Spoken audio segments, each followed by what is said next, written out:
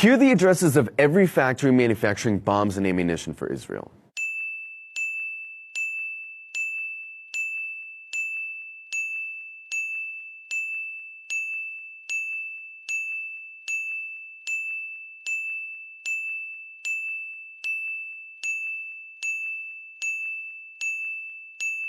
There are way more locations for these weapons manufacturers like corporate offices and R&D sites, but the sites we listed are the locations that actually physically build and assemble the munitions used by Israel. All of these locations have been carefully mapped out by Christian Sorensen, an Air Force veteran and researcher with the Eisenhower Media Network. So if you can't find a location close to you, you can go to his website and find a corporate office by your location. Ammo is one of the biggest vulnerabilities in Israel's genocide. The bulk of the ammunition they use is manufactured in the United States, not Israel. Without this stable supply line, Israel's genocide would be untenable. A recent report revealed that the U.S. has been secretly sending hundreds of weapons shipments to Israel in the last 5 months, indicating that without this constant flow of ammunition, their operations would become unsustainable. Israeli Prime Minister Benjamin Netanyahu admitted as much in a private government meeting in December, saying, "We need 3 things from the U.S. munitions, munitions, and munitions." He goes on, "There are huge demonstrations in Western capitals," added Netanyahu, whose concerned political pressure overseas might threaten the U.S. arms shipments. "We need to apply counterpressure."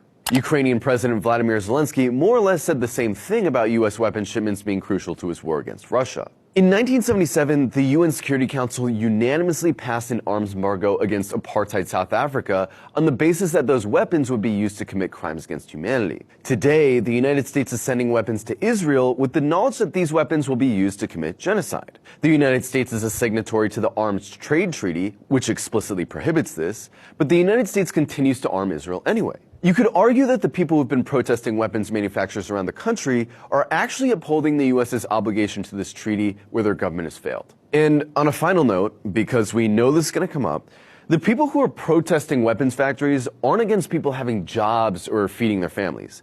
They're against a system which forces people to make weapons in order to feed their families. The people working in these factories, the engineers, the metal workers, the rocket scientists, they have skills that would be incredibly beneficial to the society if they were used to build things like public transportation, hospitals, schools, or energy grids. In fact, we don't even need to put a whole lot of thought into what alternatives these factories could be used for, because Christian Sorensen has already listed out how each of these factories can be used in a peace economy. One thing a lot of people don't know is that these weapons companies intentionally spread their offices and factories in every state around the country, so politicians and voters feel like without the arms industry, we'd lose jobs. But these factories can easily be retooled to produce things that actually benefit humanity instead of destroy it. And the fact that some of our greatest scientists and most talented engineers are being used to build weapons for glorified weapons traffickers should be considered a massive indictment of the system and its priorities. On an October 24th investors call discussing the prospect of the U.S. sending more weapons to Israel,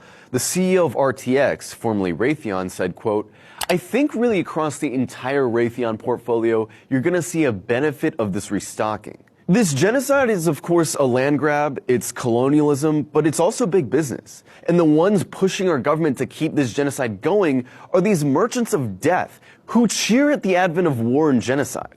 As long as there are industries that profit off of war, there's always going to be an incentive to go to war for profit.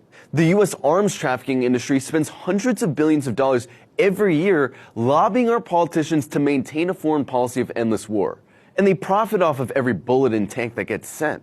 In a lot of ways, they operate like a shadow government, pulling the strings on U.S. politics from behind the scenes. So the next time some politician tells you that we need to destroy this or that country for our national security, just remember who's paying them to say that.